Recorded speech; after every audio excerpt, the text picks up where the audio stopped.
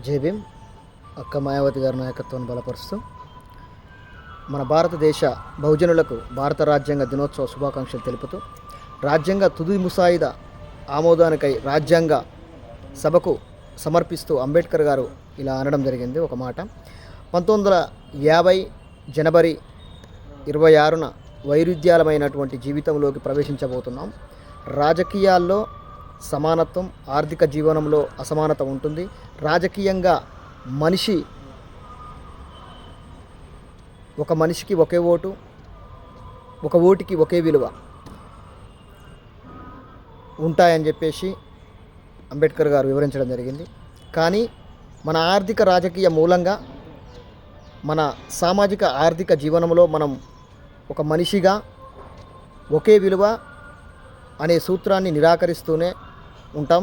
ఈ వైరుధ్యాన్ని వీలైనంత త్వరగా తొలగించి తీరాలని, లేకపోతే మన సమాజం మళ్ళీ ఎక్కడి నుంచి వచ్చిందో అక్కడికే వెళ్ళడం జరుగుతుందని చెప్పేసి చెప్పడం జరిగింది.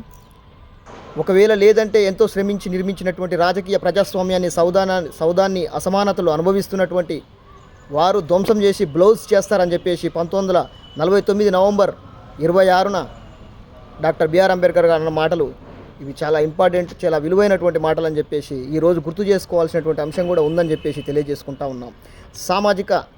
సాంఘిక అసమానతలతో చరిత్ర నిన్ను జంతువు కంటే హీనంగా చూడడం జరిగింది. ఈ దేశంలో ఒక ఊరు లేదు, ఒక వాడ లేదు, ఒక గుర్తింపు లేదు, కనీసం వసతులు లేవు, భూమి మీద హక్కు లేదు, కనీసం ఓటు హక్కు లేదు, కనీసం ప్రాథమికంగా ప్రశ్నించేటటువంటి హక్కు లేదు, ప్రభుత్వ అధికారులను ప్రశ్నించేటటువంటి హక్కు లేదు. ఈరోజు ఓటు హక్కు కానీ, ప్రాథమికంగా ప్రశ్నించేటటువంటి హక్కు కానీ, ప్రతి ఒక్క హక్కును ఈరోజు అనుభవిస్తుందంటే కేవలం డాక్టర్ బిఆర్ అంబేద్కర్ గారు కృషి వల్ల, ఆయన చేసినటువంటి త్యాగం వల్ల ఈరోజు మనం హక్కులు అనుభవిస్తున్నటువంటి సందర్భాలు బడుగు బలహీన వర్గాలు, బీసీ, ఎస్సీ, ఎస్టీ, మైనార్టీలు గుర్తు చేసుకోవాల్సిన అవసరం ఎంతైనా ఉందని చెప్పేసి తెలియజేసుకుంటూ, ఆయన ఆలోచన విధానానికి, ఆయన పని విధానం మేరకు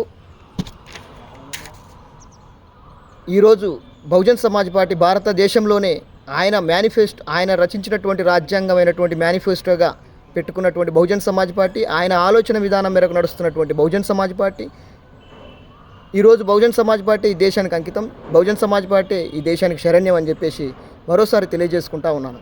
జై భీమ్, జై భారత్, జై బీఎస్పీ.